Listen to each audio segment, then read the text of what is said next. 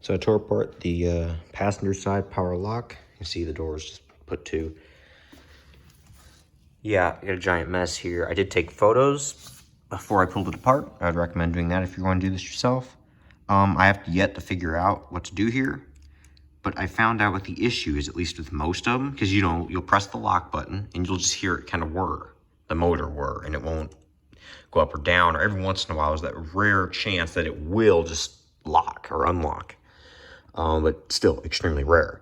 So the issue is with this. I believe there are teeth in here. It's almost like a clutch, but then again, I don't know why, because I believe it just reverses polarity inside there. Like whenever you push up, it goes that one way. Or sorry, I'm trying to blow away a bug. But I believe it reverses polarity. When you go up, positive, negative, and then go down, negative to positive.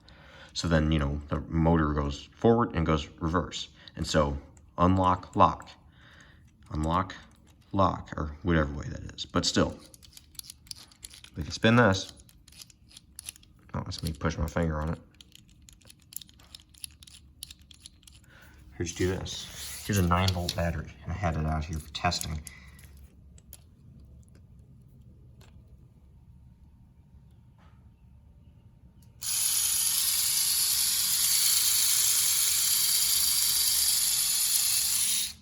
Now we can go the other way for polarity. And you can see here, it didn't go.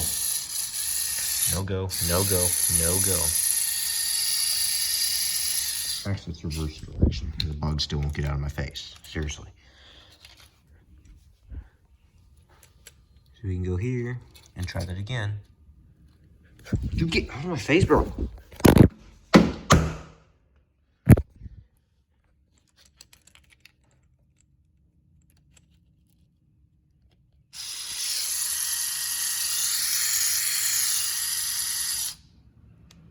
Nothing.